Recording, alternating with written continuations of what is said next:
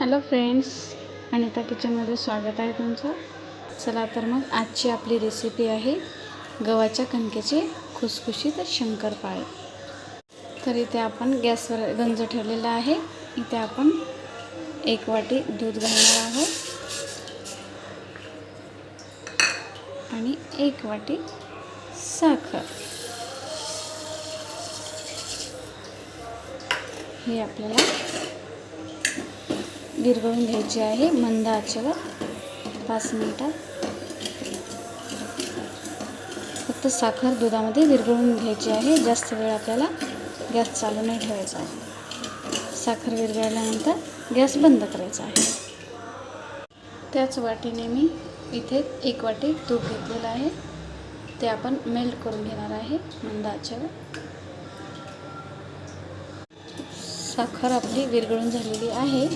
आता आपण गॅस बंद करूया. दूध थंड होऊ देऊया. तूपसुद्धा आपलं छान गरम झालेलं आहे. गॅस बंद करू.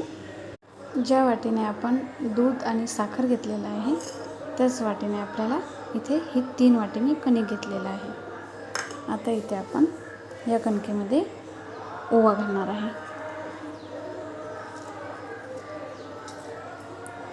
ओवा घालून घ्यायचा आहे आणि जे आपण कडक गरम केलेलं तूप आहे ते सुद्धा आपल्याला इथे याच्यामध्ये घालायचं आहे. बघू शकता अशा प्रकारे तुपामध्ये छान कणिक, हे तूप आणि कणिक एकजीव करून घ्यायचं आहे. हे तूप आपण कणिकमध्ये एकजीव करून घेतलेलं आहे.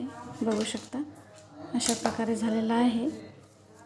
इथे आपण याच्यामध्ये विलायची पूड घालायची आहे आणि हे आपण साखर दुधात मेल्ट करून घेतलेली आहे. हे दूध पण छान थंड झालेलं आहे. नॉर्मल दूध आहे हे, कोमट.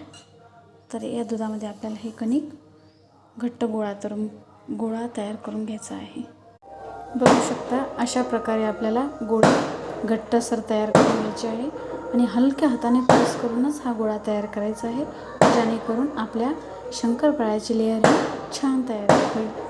लेअर खूप छान येतात हलका गोळा तयार केल्यानंतर. चला तर मग आता शंकरपाळे तयार करूया.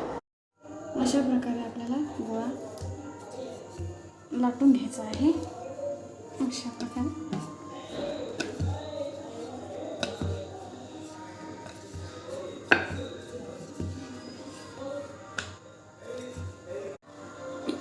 अशा प्रकारे आपल्याला जाडसर पोळी लाटायची आहे.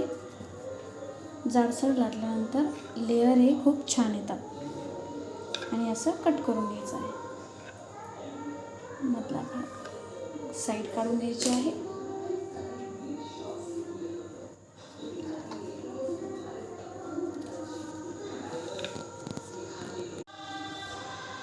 अशा आकाराचे आपल्याला शंकरपाळे कट करायचे आहे.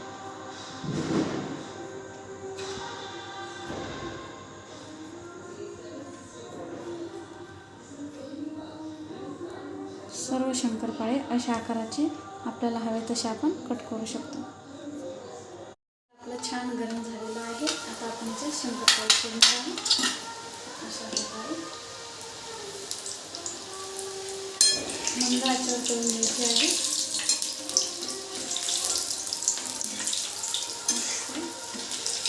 बघू शकता रंग किती सुंदर आलेला आहे.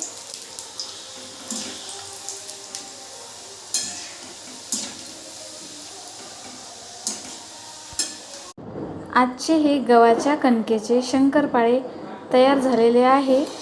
आजची ही रेसिपी आवडल्यास सबस्क्राईब करा, लाईक करा आणि कमेंट करायला विसरू नका. Take care. Bye bye. Happy Diwali.